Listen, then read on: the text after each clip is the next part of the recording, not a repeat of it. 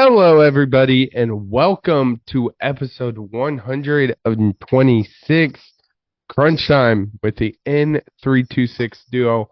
I'm your host today, Sam Ghazi, and with me today, as always, is Tanner Dislin. Tanner, how are you feeling on this fine Tuesday? I tell you what, Sam, I'm feeling good. I'm feeling good. We got our final four in the men's bracket. And in the women's bracket too, actually, by the time we're recording this. Um, yeah, pretty epic day. I would say epic weekend of basketball on both sides. Pretty awesome stuff. Baseball, of course, they had their opening day late last week. We're starting to get into the swing of that. And I believe we have a new champion in our bracket challenge. So yeah, I did win that. So I'm feeling good right now, and I'm liking how this is going. Yeah, Tanner won this year, so shout out. He did pick UConn, so let that be out there. Um, but impressive nonetheless. But we got a lot to talk about. We're gonna be recapping men's March Madness as well as women's had a crazy one this past weekend. So let's hop right into it, Tanner. Let's kick it off as we always do. Who is your winner of the episode? Yeah, Sam, my winner is going to be Ronel Blanco, pitcher for the Houston Astros. We're recording this on Tuesday, the 2nd. Last night, on Monday, Ronel threw a no-hitter and is the first of the season. Obviously, we're only like 4 days in, but I mean, really impressive stuff. And I know anyone out there who, I mean, whether you follow baseball or didn't, when I said Ronel Blanco, I know all of you said, who? Yeah, he's a rookie for the Astros, and I found this story. Uh, he and his wife had a baby about a week ago, a week and a half ago, and he left the hospital after being there all day, and he went to pitch for the Astros because he wasn't sure if he was going to make the team, and he couldn't really miss the game. Um, and he pitched in that spring training game. And when he was taken out of the game, when the manager came in to take him out, he told him he made the Astros roster and he made the Astros starting rotation. And that was just a week ago when he learned this. He had a kid and he was feeling on top of the world. And then his first start of the season of his career, he throws a no hitter. Yeah, that's pretty freaking crazy, man. Can't Baseball can't is beat that. back. Yeah, absolutely. There's NBA going on right now. Joel Embiid is supposedly back tonight. So that's cool, I guess. But for my winner of the episode, I'm gonna be basic. I'm gonna go with women's college Hmm. basketball. We had a phenomenal slate this past weekend, which we'll dive into later. But this game is at incredible heights. Obviously, it was capped by this Iowa LSU game. The viewership actually just came out a couple hours ago. Um, Listen to how crazy this is. Iowa's LSU average 12.3 million viewers, which is more than every women's college basketball game ever, every ESPN college basketball game ever, every MLB game last season, every NHL game last season, every MLS game last season, every NBA game last season except one, which was game 5 of the finals, and every college football regular season game last season except one, which is absolutely absolutely insane. This game is entered stratosphere we haven't seen in forever. Obviously, we'll talk about her game a little later, but even Twitter was all it was talk about this game and a certain individual. But just the way women's college basketball is heading is just phenomenal. Yeah, I mean it's also every regular season college football game except for one, and the one was Ohio State, Michigan, right? Yeah. Michigan, the eventual champion, Ohio State, a team that gave them the most run for their money throughout the entire season. It seems like, and obviously the bitter rivalry there. So it's not just any regular season game, might I add. But you mentioned it. It was one of those where the entire nation was watching this game. You saw it all over Twitter. You saw it all over social media in general, talking about a certain individual, as you said. We even had the NBA, one of, I would probably say, the second most popular professional league in the U.S. And they're tweeting out scores and highlights, and people are responding to the NBA's tweets saying, we don't care. There's women's basketball on. We're watching Iowa LSU. We're watching USC UConn. And it was something that I had never, no one's ever seen before, it feels like. So pretty impressive stuff. It's crazy how when you put together a good product with great players, great coaches, great storylines, how the entire nation will be completely encapsulated by it. So, it was awesome, and it was an awesome weekend of basketball for the women. Yeah, absolutely. So there's a big loser in last night's game, but let's talk about the loser of the episode. Tanner, who you got? Boy, this is a hell of a 1-2 coming off of how it was an awesome weekend for women, how viewership was at an all-time high. However, there was a moment that deserves to be a loser. And for my loser, it's going to be the NCAA, because in an Elite Eight basketball game between Texas and North Carolina State, one of the three-point lines on one side of the court was 9 inches short.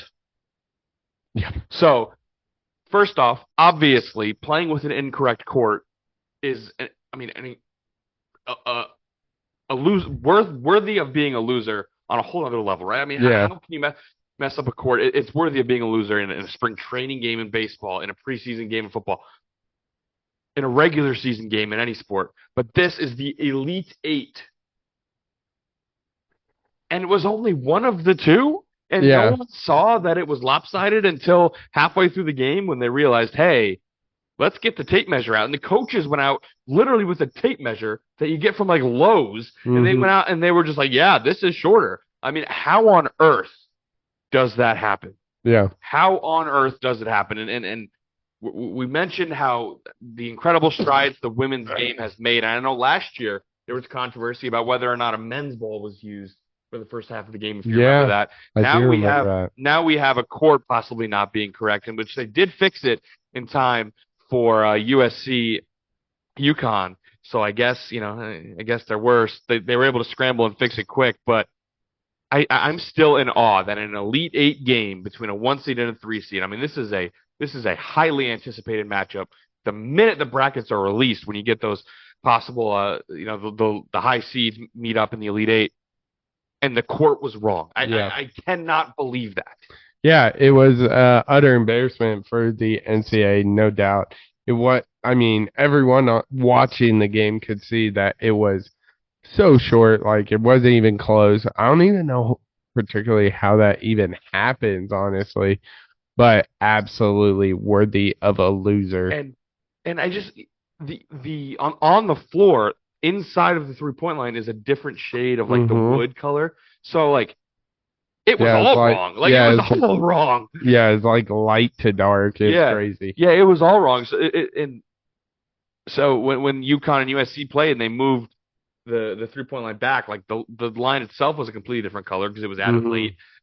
Where the dark floor stops and the light floor starts, that was off. Like because it was for the old three. It just looked off. Like, how does that happen? Yeah, I have no idea. In my job, I put together a basketball court, and to have that happen, I just simply don't understand. But for my loser, it's got to be Arkansas's athletic director, Hunter Yurachek. If you haven't seen this video, I actually tweeted about it on the Twitter at crunchtime_pod, or X if you're still one of those weirdos. But he posted this video of Musselman, their head basketball coach, driving the bus. Now, Muss Bus is kind of a thing at Arkansas because of just how well he's done in the short amount of time. And it was Muss driving the bus, and Hunter Yurachek gets on the bus, and Yurachek says, "Oh, I didn't know you're here." you were still here, and it was just a caption of #1 Razorback. So that was 5 days ago. And then last night, Yurachek made an appearance on the One Star podcast, and he basically said, Musselman is our coach. It was just a fun video I thought I'd post. And there's been talks of Musselman kind of having a foot out the door already. And he mentioned, he got asked, well, have you signed has he signed a contract extension? Like, where's the contract extension talks? And he said, nope, there hasn't been. Remind you, this dude has led Arkansas to 2 Elite Eights and a Sweet 16. Had down year this year, but it happens. And then, so he says we haven't had any contract extensions. And, well, today it broke that Musselman is set to interview with USC. Now, the talks around Musselman at Arkansas have been, if there's a job on the West Coast, he will probably land it. So going from the high of having Musselman secured for X amount of years to him being almost completely out the door is just utterly embarrassing, especially for a guy who posted this video that everyone thought to be, contract extension locked. It didn't seem that way. It was a funny video, and it's going to be interesting to see how this plays out over the next couple days.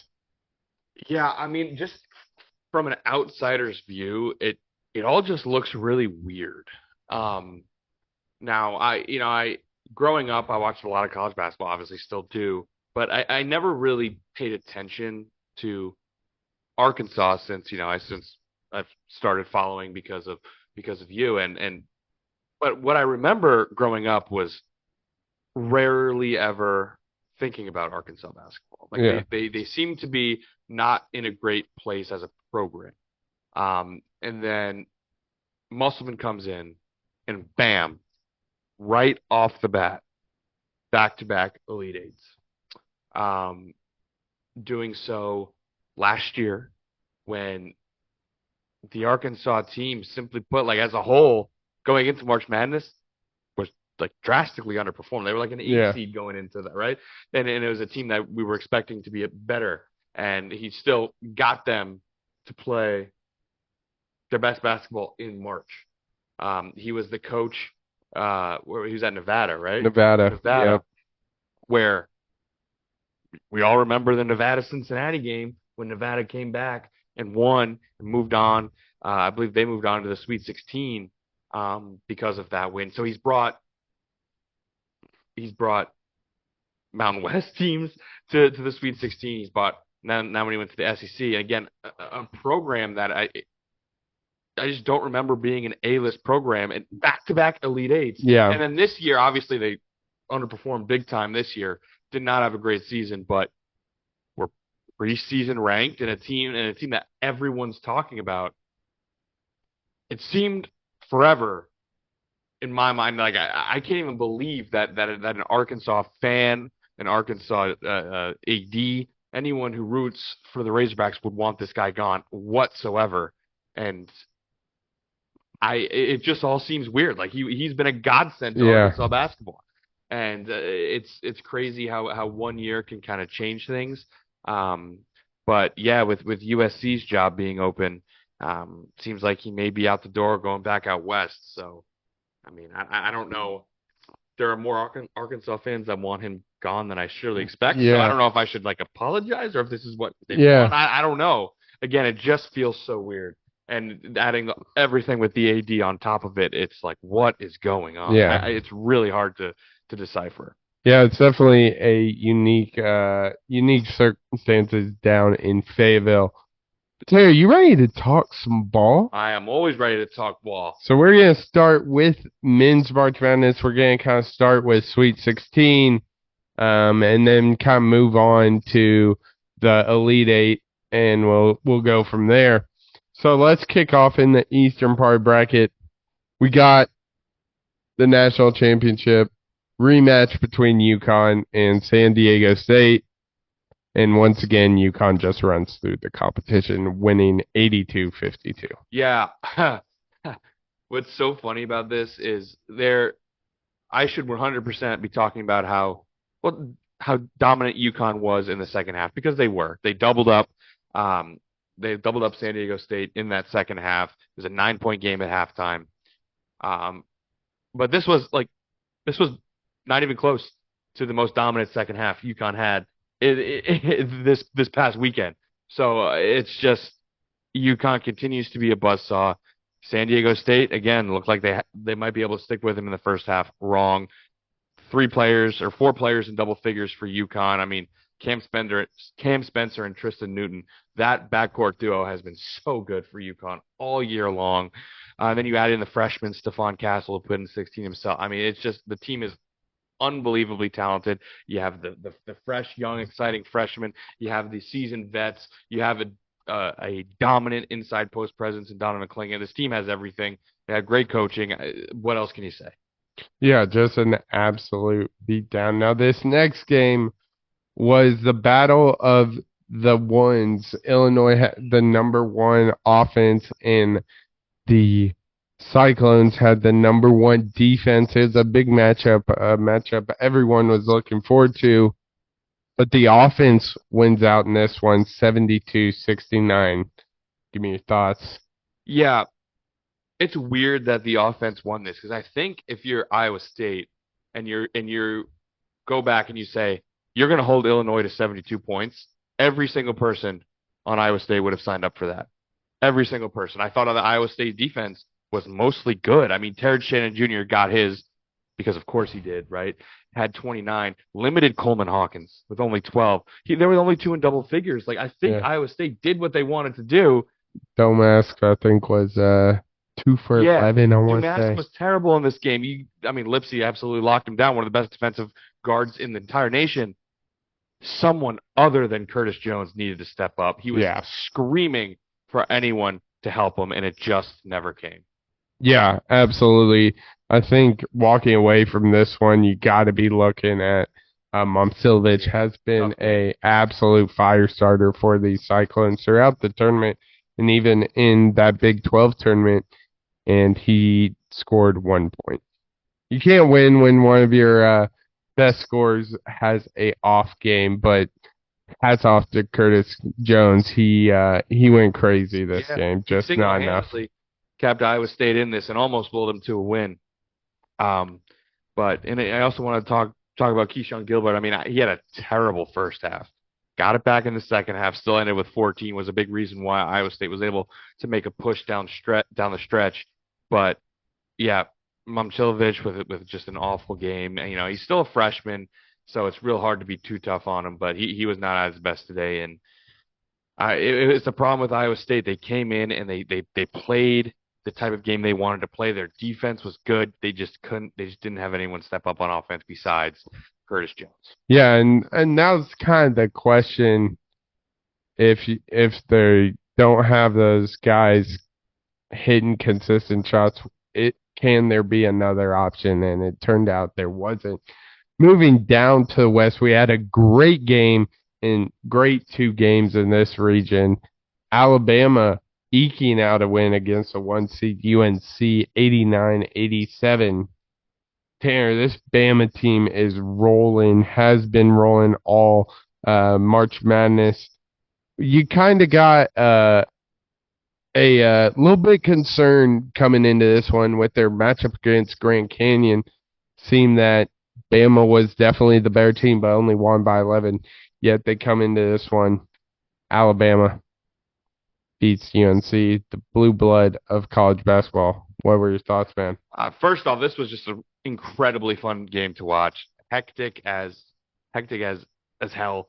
I mean, I was sitting here breathing hard, sweating, watching it. They were getting up and down the floor. But I think this game boils down to 2 names. First one, Grant Nelson. The game of his life for Alabama, 24-12. I mean, he was the heart and soul for this Bama team. The transfer from North Dakota State, going down and joining Nate Oates' crew. I mean, he was the reason Alabama won. And then on the other side of things, the other name you got to talk about, RJ Davis. Yikes. Yeah, 0 for 9 from three. Just really, really bad time to have his worst game of the season. Yeah. Worst game, maybe even worst game of his career. Moving on, a shocking upset. Clemson wins over Arizona 77 to 72. Tanner, we talked about the potential of UNC. Everyone kind of was like UNC, Arizona, RJ Davis, Caleb RJ. Love. Talk about two guards that underperformed. Caleb Love, yikes. I mean, they were the starting backcourt for a team that was in the championship game and lost to Kansas. They were the starting backcourt for the team that sent Coach K packing not once, but twice. Caleb Love decides to leave for greener pastures. They think there's some rivalry in there. They get put in the same region. 1 and a 2 seed. They can match up in the Elite Eight. This is awesome. Well, they combined for 0 for 18 from three. Both went 0 for 9. Yeah, that's tough. I mean, everything was there, and the two of them decided to each have their worst game of the season, specifically Arizona. They lost by 5. They shot 18% from deep.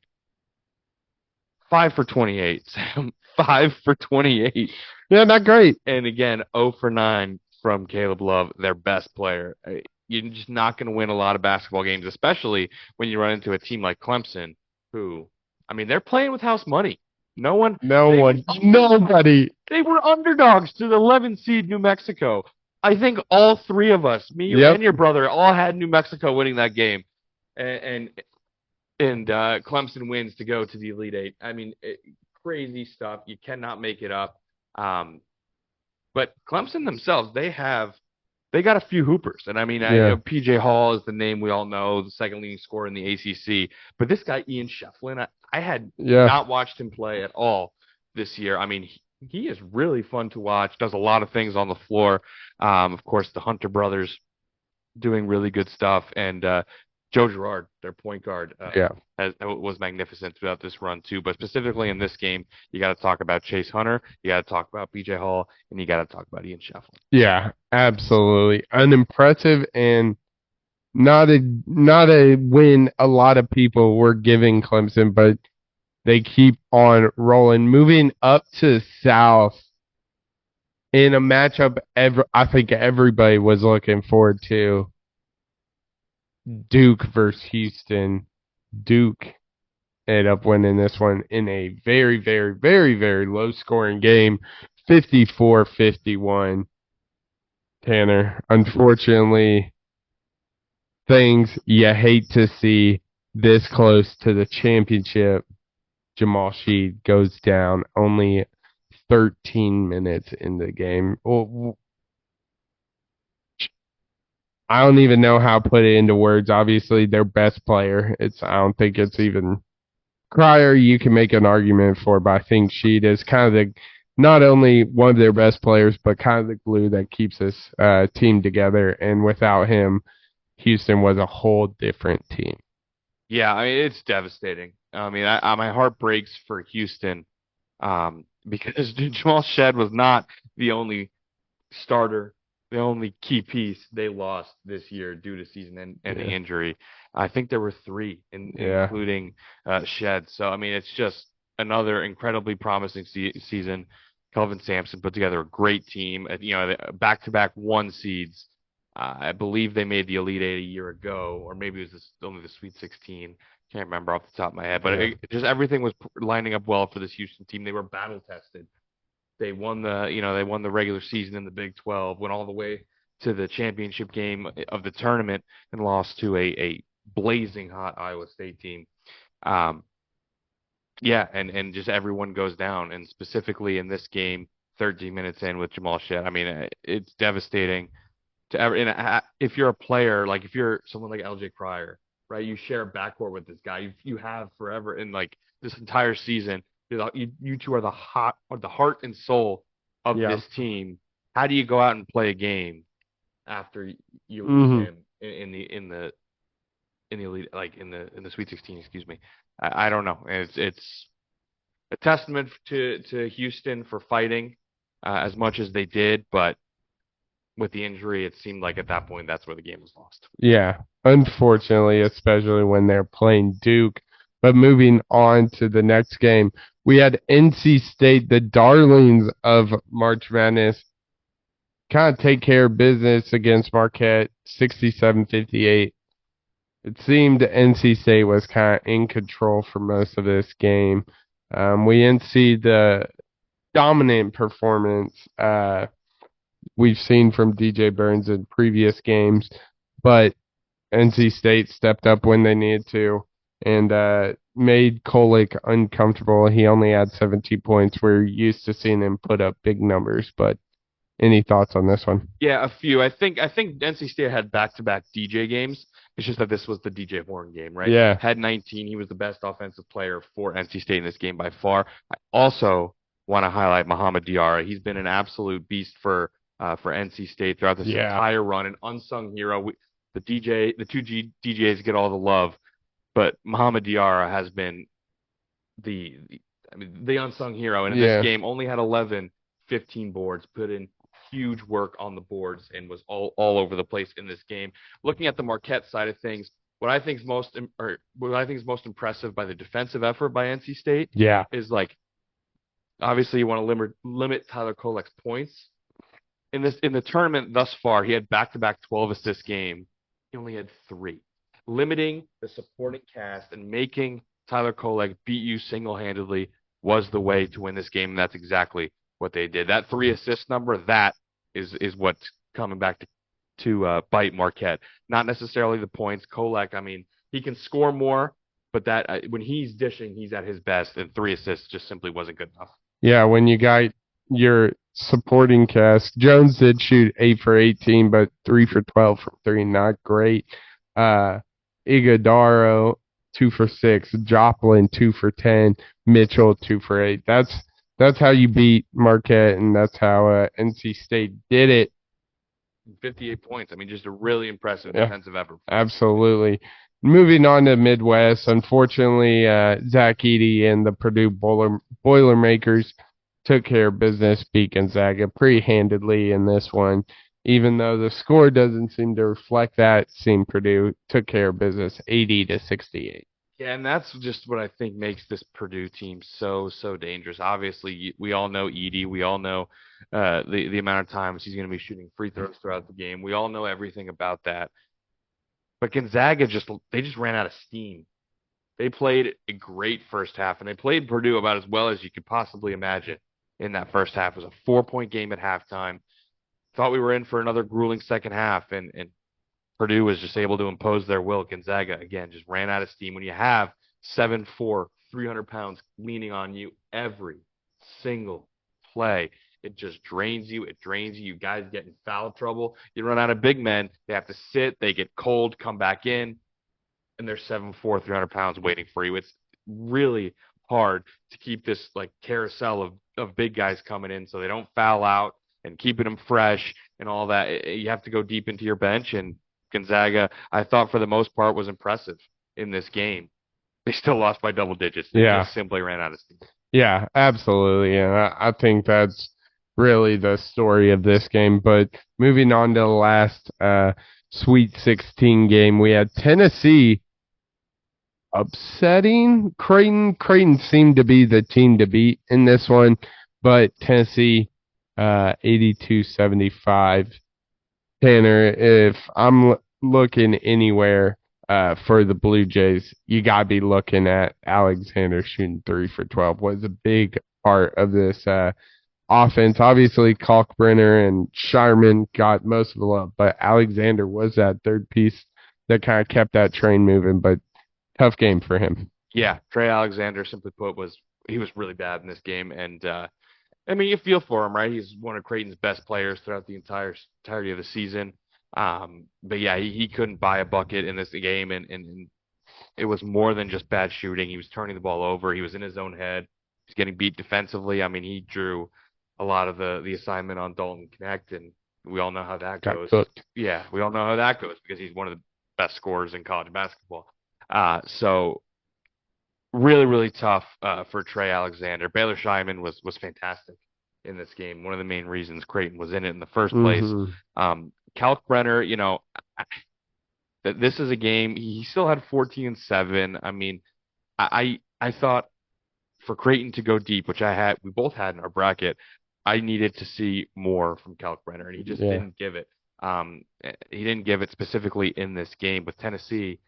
They're not that tall of a team, right? They run through Ziegler, they run through Connect, right? Their guards felt like Creighton would have an advantage with Kalkbrenner inside, and it just didn't show in this game, which is a huge missed opportunity.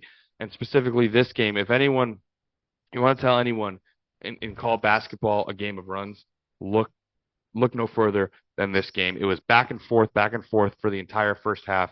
Second half, Tennessee goes on like a 20-0 run. The lead, they were like down 1. Next thing you know, they're up 19 or 17 or something like that. Then Creighton immediately goes on like a 15-0 run and makes it a 3-point game again. And it was just like, what is happening in this game? So it was just Creighton. If you had any response in that 20-0 Tennessee run, I mean, Greg McDermott had to call 2 timeouts. He had 2 of those timeouts where you just got to stop all momentum, and he had to call back to back within a couple minutes of each other, and it was an absolute disastrous stretch, and it cost him the game. Yeah, absolutely. So that kind of wrapped it up for the Sweet 16. We moved on to Elite 8. UConn with probably the most impressive run I have ever seen in college basketball. Went on a 30-0 run against Illinois. Again, the number 1 offense in all of college basketball. And this game wasn't even close. 77-52. Any more thoughts? You want to talk about game of runs? How about a 30-0 run on your head, spanning over 2 halves? It wasn't just a hot couple of minutes. No. They went into the break on like I think the game was tied at 23. So they went into the break on a 5-0 run, up 28-23, and then went on to score 25 straight to start the second half. Pure dominance. Illinois was a team that won the Big Ten. Illinois, or the Big Ten tournament. I hate how we have to distinguish that, but they won the Big Ten tournament. They went on to play an Iowa State team that was on top of the college basketball world after absolutely pummeling Houston and looking like they themselves were going to be a team that was going to be really hard to stop. And Illinois beat them. Illinois won their conference, beat Iowa State. Looks like this team was on a collision course to put together a fight against UConn. Best offense in the country, as you talked about. Doesn't matter. It does not matter at all. This UConn team is unbelievable. Terrence Shannon Jr., the best scorer in college basketball. We talked about it all the time. Iowa State, the number 1 defense in the nation, had trouble stopping Terrence Shannon Jr. 8 points. Yeah. 8 points. Absolutely shut him down. Next one was a little bit of a better game. Alabama beating Clemson 89-82. Tanner, this seemed like it was a Sears and Pringle show. Sears had 23, looked like he could do no wrong, and then Pringle with 16. Alabama looked good. It just seemed like the steam from this Clemson train finally wore off this game. Yeah, no, you said it. I had one name written down, and that was Mark Sears. Absolutely took over down the stretch, a dagger 3 when Clemson was trying to make a comeback in the Final Four of the game. Also, you mentioned Pringle adding 16 of his own. He was great offensively. Huge effort on the boards. Another kind of undersized team in Alabama that like to play fast, that like to play through their guards. He was big on the boards for Alabama. I tell you what, man. It's hard to give myself credit because I was so wrong but so right all at the same time. I was like leaning towards. I think I said the exact words. I'm not afraid. Don't be afraid to take a one-dimensional team because someone's going to get hot. And there were a lot of teams in this tournament that were an elite offensive team and did not play a lick of defense. Mm-hmm. And I chose one to go far. I just happened to choose Kentucky instead of Alabama. Yeah. So I wasn't too wrong, but at the same time, I was very wrong. Yeah, exactly. Now, moving up to the South, we had NC State taking on Duke. The love versus the hated. DJ Burns versus Crybaby Kyle. And we did it. NC State, the Wolfpack, beat Duke. NC State 76-64. Tanner, if you're a Duke Blue Devil fan,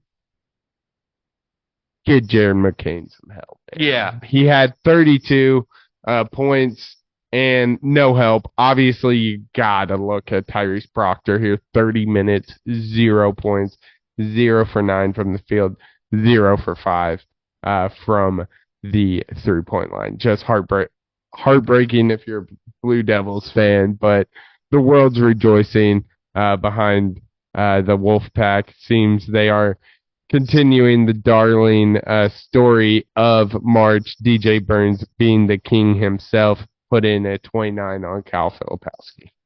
DJ Burns, simply put, was unstoppable. He had Filipowski in a blender all game long. He was, it didn't matter. He faced up, shot over him. He took him to the rack, finished right hand, finished left hand. He was magnificent. He scored in so many different ways, really kind of helped this NC State offense flow. But yeah, Jared McCain was spectacular in this game. He continued his hot shooting. Literally no one stepped up. Filipowski, 11 points. Proctor, 0. He was dreadful. Yeah.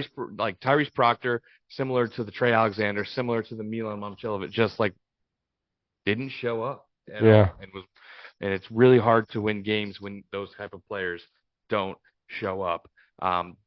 But NC State, obviously this crazy run, unbelievable stuff. They've beaten now Duke twice with their season on the line, beat them in the ACC tournament, beat them in the NCAA tournament. They've beaten UNC with their season on the line, beat them in the ACC tournament. They've beaten Marquette with their season on the line. Is there a better, more improbable story in college basketball? Yeah.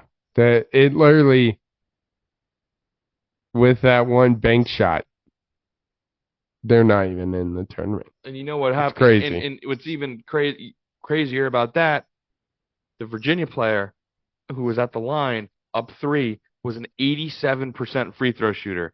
He missed 2. Yeah.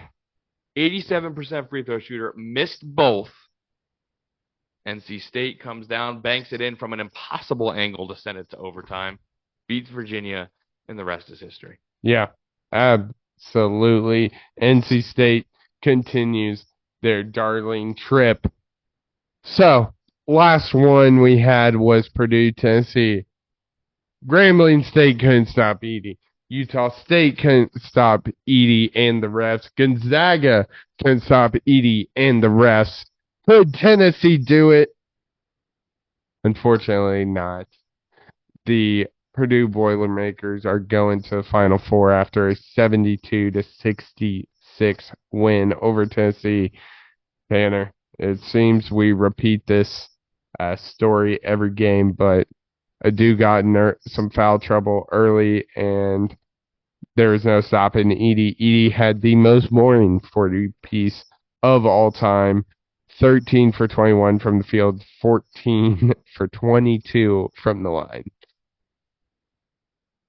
There's nothing else to say. Edie, of course, he just willed his team to victory. But I do think Tennessee may have shown the blueprint on how to beat Purdue, because I think you have to do what they did. You have to just limit the supporting cast. Someone as methodical as Edie, 40 points. It's hard to win a game when your opponent scores 40.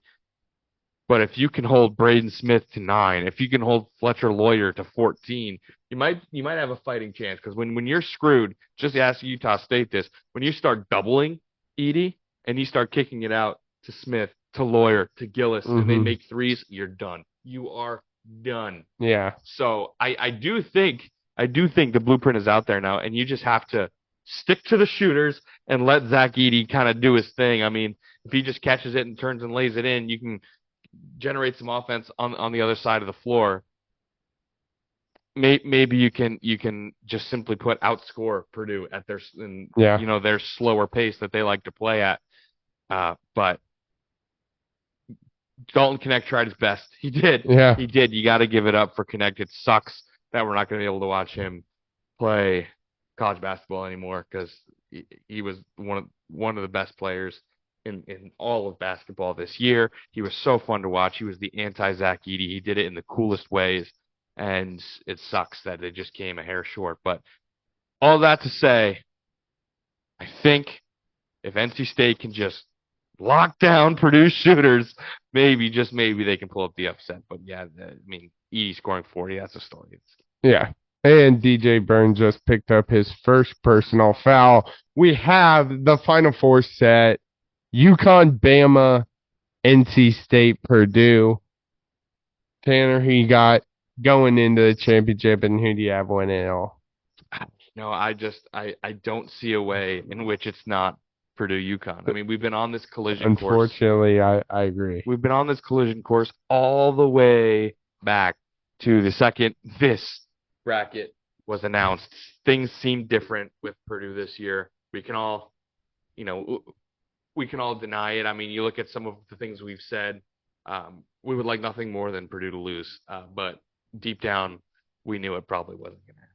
They just seemed to be on a mission, and with the injuries to Houston and North Carolina, we talked about how they were the weakest one seed, and it seemed like all roads were pointing to UConn Purdue, and and I think we're going to get it. Yeah, who you got winning? The Huskies. They simply cannot be stopped, and if the Huskies play their game, they might hold everyone on Purdue not named Zach Edey to like 0 points. And just dominate the perimeter and just let him. I mean, Donovan Clingan himself is probably the best interior defender Zach Edey will face all year. Oh, for 100%. So I think he'll struggle, but I think UConn will have that blueprint of you can't really double because when you leave Purdue shooters open, that's when you've lost. Yeah, I got UConn, Purdue. Give me UConn. They have been an absolute wagon all March Madness all season. And I think they match up best with Purdue, and I like Donovan Clingan over Edey. Yeah, no, I totally agree.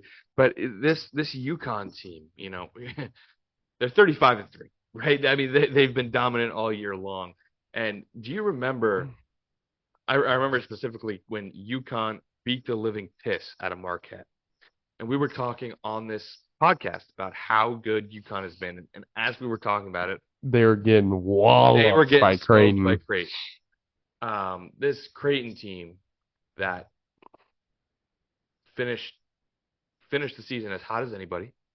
This Creighton team that went to the Elite Eight. The Creighton team that gave Tennessee a run for their money. I mean, this was a really good Creighton team. Yeah.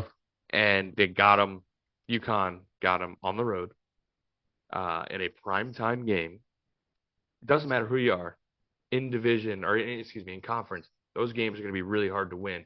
And after UConn lost that, it seemed like we were just kind of, that's when Houston rose to number 1 in the nation.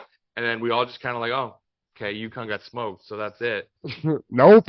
And we just forgot about them somehow as a nation. Yeah. And then they steamroll their way through the Big East tournament. Houston gets smoked by Iowa State, and here we are, and UConn's back to beating everyone in the tournament by 46. Yeah. So I don't. It seemed like at one point the entire nation was down on UConn for some reason, but make no mistake, they have been utterly dominant the entire season. Yeah, absolutely. It seems that UConn is bound to go back to back. For the first time since Florida did it in 2007, back with Joakim Noah, Chandler Parsons, and that bunch. But Taryn, let's move on to the women's side of things. Has been a fantastic tournament on the women's side of things. We started off we're going to start off with the Elite Eight here, Tanner. South Carolina seemed to take care of business, 70-58. over Oregon State. Any thoughts on this one? This was just a typical South Carolina. I mean, they are the best team in the nation, Yeah. on the women's side of things. And you look at the box score, and nothing about it is really all that impressive. They are just so well rounded and so deep. They had three players in double figures, got 15 off the bench from Tessa Johnson. I mean, she was huge in this game. She was their leading scorer. And in a time right now where women's basketball is dominated by the star player, the storylines are surrounding the star player. I mean, the night we had on Monday with all those stars playing, the team that doesn't have a clear number one option, the team that is just a damn good top to bottom, good basketball players, that's the best team, and they showed it. Yeah, absolutely. It seems to be the story all season. South Carolina just kind of rolling through competition. But we moved down. We had Texas get upset by NC State. NC State seems to be the school to upset everybody on both men's and women's side. They win by 76 to 66. Gary, any thoughts on this one? I mean, this one I just have one name written down. I mean, it's Isaiah James, right? She was magnificent in this game, 29.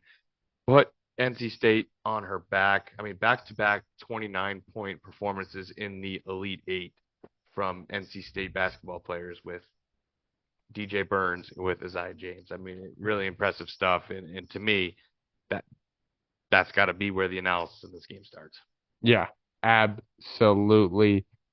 But last night, as you said, Tanner, was the night of the faces of women's basketball, and we kicked it off with an absolute banger of a game.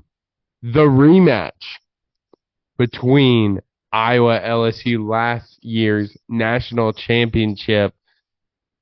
Caitlin Clark versus Angel Reese with Flau'jae and company.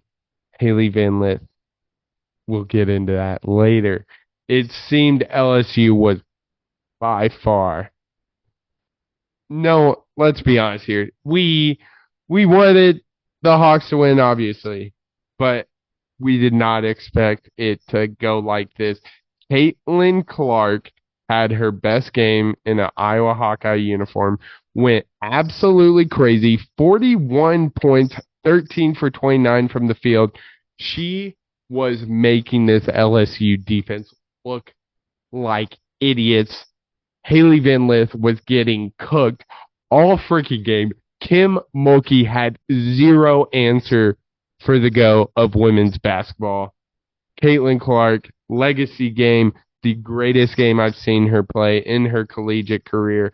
And simply put, she put the team on her back, and it's highlighted by that third quarter where she just could not miss. Yeah, I think what was so interesting about this game, because let's not sugarcoat it. Iowa has looked pretty terrible coming into these latest couple rounds. I mean, in Iowa City, they looked really bad. They had struggled with Holy Cross in the first half. I think they're only up single digits when we went into halftime, or if they weren't, it was single digits shortly before halftime. Yeah. And then West Virginia, I mean, I think there's a very good argument that they probably should have lost that game, right? Yeah. And a lot of chatter about Clark, about her antics, about her shooting, because not only did the team play terrible, she was terrible in those two games, and I think she'd be number one to admit that. She was terrible. And looking at that and seeing the product from this Iowa team, it felt like there was just no way that they were going to be able to continue the magic of a year ago. Then they got to a neutral site and they started playing free. I mean, they absolutely whomped Colorado. That game was not close at all. Yeah. It was wire to wire from Iowa. And then you get into this LSU game, and it was a sorry, we got a message from Sears. But it was a complete and total dominance from Caitlin Clark. Every single aspect of the game, she had her hands all over it. So much so that the entire country just said the same thing. Damn. Just damn. Damn, What was right. a performance. And I mean, we talk about it all the time. Her ability to score the basketball. I mean, she did it from all over the floor. We all know that we're going to talk. She mainly shot threes, and in that third quarter when she took over, it was from beyond the arc when she did take over. But in the first half, when Iowa got out to a fast run, but then LSU answered, and then they opened up like an 8 or 9 point lead. What got Iowa back in the game was Caitlin Clark going to the rack. She took it off the dribble, drew fouls, got to the line, and then once that happened, respected her drive a little bit more. She was able to do her razzmatazz, hop skiddly do 3-point that we all see on the highlight reel. But of course, because it's Caitlin Clark, she also had to be one of the best passers on the floor. She had 12 assists. And specifically, Sam, there's one play in my mind. It was my favorite play of the game throughout the entirety of the game, and my favorite play from Caitlin in this game. And in a game like that, you might think, oh, it was the step back three. Oh, it was the one where she literally just ran in circles and Haley Van Sort followed her like she was chasing her own tail, and then she shot it and went in, of course, because it's Caitlin Clark. But no, Sam, my favorite play of this game, I think it was Flage drove, and I can't remember who it was, but someone on Iowa, it might have been a Fulter, just like completely stood her up, cut her drive off. Flage turned around and tried to throw a skip pass to Angel Reese, and Clark cut it off. Right, so she already got a steal on the defensive end. She brings the ball up the floor, and she stops at the 3-point line. Angel Reese, Flage Johnson, and I believe Anissa Morrow were all back on defense, and they all ran at Caitlin. And she took her time, back dribbled, looked at the rim, surveyed, and then threw an absolute dime to a Fulter running the floor for a wide open layup. And it's my favorite play because at that point she was already lighting it up from three, and it just encapsulates everything that is Caitlin Clark, about her ability to see the floor, about her ability to be a playmaker first. And honestly, I would say she's a playmaker first and a scorer second. Because all she does is make plays. All she does is look for her teammates, and that's what she did in this moment, and that's what she did all game, and is the main reason why she was leaps and bounds the best player on the floor. To put it in perspective, Flage and Angel Reese, the two players that I thought Iowa would have no answer for, combined for 40. Clark had 40. That's crazy. We knew coming into this one, Caitlin was going to have to go absolutely crazy. And she answered that. I don't think anybody's arguing with that. But I do want to give love to some of the role players. Kate Martin kind of stepped up after struggling the first couple games in this tournament, had 21 with Caitlin, all the pressure on Caitlin. Kate Martin took advantage of the open shots and knocked them down. A Fulter, you gave her flowers. Phenomenal game from her. What is interesting is Hannah Stolke got in some early foul trouble. I think she had 2 within the first quarter, I want to say. And it was like, this could be tough. But then Aston O'Grady stepped up, played a big 15 minutes. It seemed Angel Reese became very uncomfortable with her being guarded by O'Grady. So shout out to O'Grady. But Tanner, we got to talk about it, man. Haley Van Lith. Yeah. The superstar. The first super team we thought we were going to see in women's college basketball. Haley Van Lith transferred to LSU this past offseason. Everyone was like, oh, they're just going to run through the SEC, run through a tournament, and go back to back. Van Lith was abysmal last night. 2 for 10, 1 for 6, getting 41, dropped on her head. Tanner, talk to me about her performance, because it was not pretty, and Twitter let her hear it. Yeesh. um, yeah, I'm not quite sure what happened to Haley Van Lith. I mean, hopefully this can serve as kind of a warning for the transfer portal that yes, just because the team you're transferring to is better and you're surrounded by better players does not mean it is a better fit for you. Yeah. Um, Haley Van Lith she averaged nearly 20 points a game at Louisville last year. I remember watching She's a bucket. that Iowa Louisville game in which the first half or the first quarter was incredibly competitive and Van Lith and Clark were going toe to toe. Van Lith was scoring with Clark. I mean, her game was awesome. She was really fun to watch. She averaged almost 20. She heads to LSU again. When that was announced, everyone was like, "Oh crap," myself included. This is a super team. I mean, they're not going to lose a game. They get back Flage, they get back Angel Reese. She averages 12 points a game. I mean, takes a huge dip in that department. Overall field goal percentage, she was 47% her freshman year, 46% her sophomore year, 47% her junior year, 40% this year. Huge drop in that as well. So she was just all around much less comfortable. She was averaging 17 shots a game with Louisville, 10 shots a game with LSU. Seemed like it was a pretty clear example of trying to ring chase and thinking, hey, if I go to this team that just won it all, surely we're going to win it all again. Mm-hmm. And it just never fit. It didn't fit from the beginning. It never did. I mean, going all the way back, I believe we made LSU a loser on this podcast when they lost an early game that they had no business losing. And from then on, it kind of seemed like, what was this LSU team what we thought they were? And the answer is no, they weren't what we thought they were going to be. And Caitlin Clark absolutely put Haley Van Lith in the blender. Yeah, absolutely. It was just a bad performance. But as bad as Van Lith was, we have to look at Kim Mulkey here. She made zero adjustments. Obviously, Flage did have some foul trouble. I think she would have been. But at some point, you just got to risk the fouls. Because it's not like you said, early Clark was driving, but she ventured back and started hitting threes.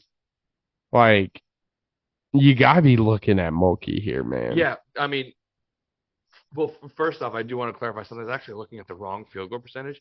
Haley Van Lith shot 38% this year, not 40%. So it's even worse than I thought. But yeah, Caitlin Clark is about 4 or 5 inches taller than Haley Van Lith. Van Lith 5'7", Clark 6 foot. I don't know why there weren't any defensive adjustments. I understand the foul trouble for Flage. But at some point, foul trouble doesn't matter if you're going to lose the game. Yeah, exactly. Right? Yeah, she has 3. If she picks up her 4th, obviously that's an issue. You know what else is an issue?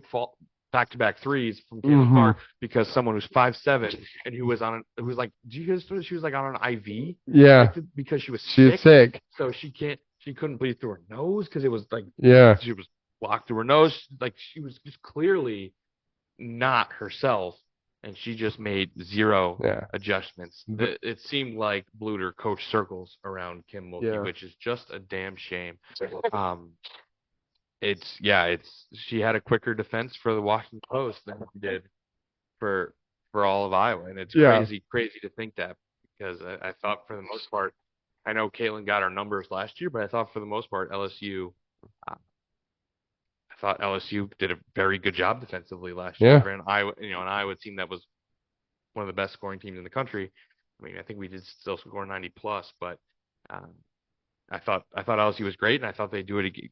LSU was great defensively. I thought they'd do it again, and it's just weird to see that they weren't. Yeah.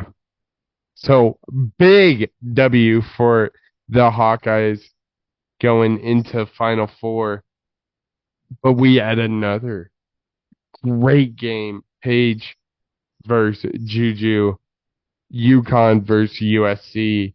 UConn ended up winning 80-73 here, Tanner.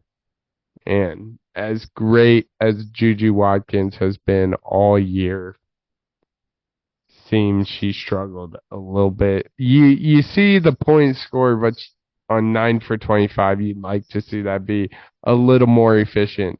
But seems there's kind of a common theme around these two, Iowa, LSU. LSU was clearly the better overall team. I don't think anybody's going to argue, or it seemed to be on paper. I'll say that. And it seemed that USC and Iowa had a lot of similarities, relied heavily on one player, Iowa being Caitlin Clark, Juju Watkins for USC, and then UConn being more like LSU. They have the star player, but they also have a phenomenal surrounding cast around her.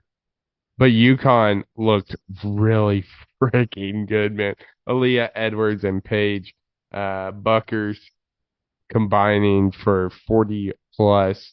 Paige, is it Bueckers or I thought it was Bueckers. Bueckers? I have no idea. Okay, we'll go with Bueckers. She had 28, Edwards 24. It seems she is not getting the love she deserves for some of her performances this year, but it seemed the better team kind of won out in this one. Yeah, I mean, Aaliyah Edwards and Paige Bueckers, we think. That's one of the best duos in all of women's college basketball. I think any of those LSU. Maybe even college basketball, period, Yeah, man. that's true. Maybe even college basketball, period. Although it's funny, it may be the best in college basketball, period, but it also might not be the best in Stores, Connecticut. Yeah, for real. People on the men's side of things might have something to say about Yeah. it. But anyway, that duo is relentless. What a gutsy performance from UConn in general. They had 3 players play all 40 minutes. Bueckers, Edwards, and Nika Mule. But what a fun name to say. But yeah, very gutsy performance. They are also a team that is just devastated with injuries. Yeah. Obviously, Bueckers has been devastated with injuries in the past. Yeah. But I think they too have, similar to Houston, have like 2 or 3 starters, rotation players lost for the season. Mm-hmm. So they're just kind of leaning on their players. I mean, they only went 7 deep. They only brought 2 people off the bench. Again, 3 played all 40 minutes. Just gutsy stuff from UConn. And it's set up to be an awesome Final Four between Iowa and UConn, 2 teams that matched up in Paige and Caitlin's freshman year. UConn won that in the Sweet 16. So excited to see the rematch. Yeah, absolutely. I think this is a great time to talk about one of the questions we got. We kind of answered a lot of his questions. Ron Gotzi, my dad, asked, was the LSU loss a surprise? I think we answered that. He wants to know, is USC overrated, though? No, I don't think I'd say they were overrated. I mean, their best player was a freshman, right? Yeah. And they went up against, I think, undoubtedly, well, maybe not undoubtedly, someone like Pat Summitt might have something to say about Yeah. it, but someone on the Mount Rushmore of women's college Yeah. basketball coaches in Gino Auriemma. They ran into a team on a mission, an experienced team. Like, yeah, Paige has had her injury. She hasn't played in as many March Madness tournaments as she would want to. She's still a senior. She's played, she's seen, she's observed a lot of NCAA basketball. And USC was mainly reliant on a freshman who just simply put was not all that efficient, as you said. So overrated, I don't think I would say overrated per se. I just think that their youth came back to bite them in the end when they faced a more experienced team and more experienced coach. And I mean, obviously, when you have Juju Watkins on your team, again, I'm going to say it again, he's only a freshman. The outlook for this USC team is very, very scary. Very, very scary. I also want to shout out Mackenzie Forbes for this USC team. Didn't have a very similar performance to Juju Watkins, but seemed to have a great season. But overrated, I totally agree. I think you nailed it. But The Final Four is coming up. South Carolina, NC State, Iowa versus UConn. My dad wants to know who comes out on top between the battle of the faces of women's basketball. The top dogs, Paige Bueckers versus Caitlin Clark. UConn versus Iowa. Who you got? I mean, we're Iowa guys. How could we not choose Caitlin Clark and the Hawkeyes right now? It seems like this was kind of the white whale we had to get across. And running into LSU last year, I was scared there was going to be some sort of mental block where we see the jerseys, we see the purple, and we just kind of freeze, and we remember what it was like last year losing to them. That wasn't the case. Now they're playing free, and I think specifically after this game, they all feel it, right? I think when the bracket was announced, it may have been like that may have played into how tight they were in Iowa City, knowing that we probably got to go through LSU, and if not LSU, then it's UCLA. Yeah. A really good team. So a really tough region, and being on your home court in front of your fans, it all just caused Iowa to really tighten up. And I think this win, I mean, not only was it just huge, and then it was an Elite Eight win, it was against defending champs, it was the team that beat you, but you really sense it after a win like that. Like, wow, we could do this. Like, if we could beat that team, why can't we go out and beat South Carolina like we did last year? Why can't we go out and beat UConn? So I'm gonna go with the Hawks here, and of course I'm gonna go with South Carolina. This team looks absolutely unbeatable. So I'm gonna go with a rematch of the Final Four from a year ago, Iowa, South Carolina. Yeah, this one, give me Caitlin Clark over Paige. I think Caitlin Clark's gonna have to outperform Paige in this one, but that supporting cast is what I think is gonna give UConn the slight edge in this one. As much as I hate to say, I really hope I'm wrong, but let's be honest. South Carolina is gonna win it all. But yeah, that kind of wraps it up for the ball talk. Talked about the college March Madness, both on the men's and women's side. If you haven't watched any of this women's March Madness, please, please, please watch this Iowa versus UConn game on Friday night. It is going to be box office. It honestly might be better than the Final Four for the men's.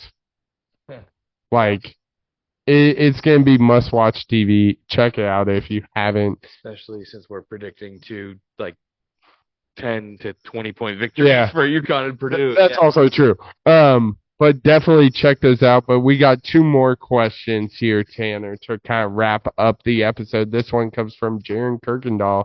He wants to know, do you think the players in the transfer portal are at a disadvantage due to learning new systems? And he especially is talking about those two-time transfers like DJ Uiagalelei transferring from Oregon State from Clemson to Oregon State to where is he at? Florida State? Where is he? Yes, Florida State. Yep. So he wants to know, is it a disadvantage to kind of transfer to multiple schools within your college career, learning new systems? I think, well, I mean, I just think generally, the transfer portal is not a good thing for the college athlete. I mean, I think there are a select few that will greatly benefit from it, where they can basically just hold an auction in a bidding war for their services. Someone like Dylan Gabriel, or these guys who are the elite of the elite that are getting pretty big bags for their services. But I think there are a lot of players who, at the slightest inconvenience, leave their program because Proctor. because everybody does it, right? And because it's become this thing where everyone does it, you just have this sense of the grass is always greener, and that's not always going to be the case. And I Mm-hmm. think they're going to this college basketball season isn't over yet. There's still 6 total games between the men's and the women's Yeah. to be played, and there's over 2,000 people in the transfer Mm-hmm. portal. Like that is Yeah. ridiculous, and there's no possible way all 2,000 find homes. People are going to have to take a step back, maybe even play at levels that are beneath them because they thought the grass is always greener. Yeah. They're the team they played for. Maybe they went out in the transfer portal, got some other guys themselves, and they no longer have a spot for you. So I'm not even necessarily talking about learning schemes and learning playbooks and all of that stuff. I'm just simply talking about I just don't think it's good for the player because it hurts the elite of the elite, but the general player who maybe needs to stay at a program for a few years, needs to build a rapport with the coach, needs to develop within that system, they all bail because they're not getting any playing time, go to a different system, doesn't fit them, and they just have this endless cycle of going into the portal, and it's just not good for the player. So I think entirely, I think it's a big time detriment to the player, with how active the transfer portal is. But that's not to say it is for everyone, because obviously there are going to be those people who enter and get a bag for it and are better off for it. They're going to be the players who had a damn good season that have been major and it's like, you know what, maybe I can play at the next level. And they go to the next level and they can play and they put together a nice little resume for themselves to possibly go even to the NBA. So that's not to say everybody, but I think in general, the transfer portal is not good for the player. Yeah. And on the Haley Van Lith. on the football side of things, I think if you're a caliber like DJ Uiagalelei and Dylan Gabriel, obviously those are big time transfers in college football. I think the team will probably adjust to your system. But especially just like the nature of the sport. Yeah. Like, I think it's quarterback position. We're looking at two now. Basketball, totally agree. Sometime like I think Omaha Blue for Iowa State. I was gonna bring. Why are you in the court? Is a great example of I don't think the grass is going to be greener on the other side. You leave one of the best up and coming coaches in college basketball, known to have success, known to develop players, and you are guaranteed. They're losing a whole chunk of minutes too this year, aren't they? And you are guaranteed at least 30 minutes next year. And he didn't get playing time. It's obviously tough having the mentality of, oh my God, you're the next greatest thing coming out of high school and not getting any minutes in Big 12 play. But I just don't see him going to another high level D1. I think he's going to have to take a step back like you said. A lot of these guys are going to have to. But and one more thing I want to add about that is like, yeah, he didn't play a ton of minutes this year as a freshman. Iowa State was a 2 seed in March Madness. They won the Big 12. It's not like he's sitting behind scrubs. This is one of the most talented teams Iowa State has ever had. And here's the funny part about that. They're starting 5. Sophomore who started last year. Senior. That's what I'm saying. Freshman, senior. So many minutes were being lost on an incredibly good team. You saw players who thrived in that system play. You learned under them. You practiced with them. It all lined up to be a perfect passing of the torch. And because you didn't get minutes in your first year, you bail. It's incredibly frustrating to see as a college sports fan. Yeah, absolutely. But now as an Iowa fan, though. Shout out, Pat. But for football, I don't think it is as a big of a disadvantage if you're a high caliber player. But I think for the mid-tier players, it is. And then basketball, I think it's terrible. But that was a long-winded answer to say yes. It is a disadvantage to players in the transfer portal. Next question comes from your mom. We are a week into the MLB season, a lot of games left. But has anything surprised you so far? And what are your very early predictions for the World Series?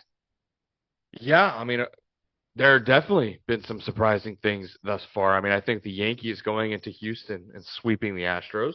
I mean, that's pretty surprising. I mean, we all know they're going to be better with Juan Soto, but it seems like he's taking this team to another level. And then they win their first game against Arizona, a team that was in the World Series a year ago. So they're starting off 5-0. That's pretty impressive. The Detroit Tigers, they're 4-0. I mean, they haven't played anybody to start the season. They started with a 3-game sweep of the White Sox, and then went on to beat the incredibly lackluster, just corpse of a team in the New York Mets. And that team, I mean, the Mets starting off 0-4, they look awful. Like I don't even want to get into it because this podcast will be another 30 minutes if I start talking about it. So I won't. But they suck right now. They are absolutely horrible. The Marlins, an up and coming team, they're 0-6 right. I mean, the Marlins and the Mets are combined 0-10. The Pirates, we talked about some of their rookies. I believe they were a winner because in a past podcast, they were playing in the spring training. Yeah, they started off 5-0.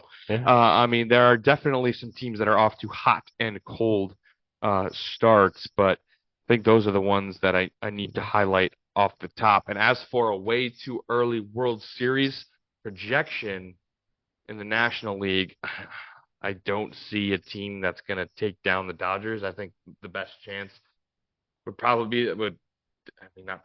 definitely be the Braves. And especially, it looks like the division is just awful. The Phillies starting 1-3, the Nationals starting 1-3, and the Mets and the Marlins starting combined 0-10.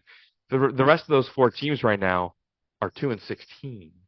That's pretty good. And the Braves are 3-1, right? And we all know how good that roster is, but they don't seem to get it done in October, losing to the Phillies in back-to-back years. But the Braves would be the best competition, but I'm still just going to lean with the best baseball team on paper I've ever seen and probably has ever been created. And then on the American League side of things, I'm going to go with a team that I think had the biggest upgrade in the offseason. They were already a damn good baseball team a year ago. They won their division. I believe they won 90 plus games. That's the Baltimore Orioles, man. They're building something in Baltimore. Last year was the like year too early season. We all see teams have that where your eyes, whoa, and like this is the year. They went out and got Corbin Burns from the Brewers, one of the best pitchers in baseball, and that was what they were missing. They still have Jack Flaherty, who they got at the deadline a year ago, so that rotation is starting to come together. They got some young pieces in there as well, and last year it seemed like the team was missing pitching. They addressed it in the offseason. So give me the Orioles to come out of the AL. Give me Dodgers-Orioles in the World Series. Yeah. What's your prediction? I love MLB ball. Big steam head over here. Yeah, huge. There's a reason it's called On the Diamond with Dislin, and we just don't recap games like we do with college basketball, college football, NFL.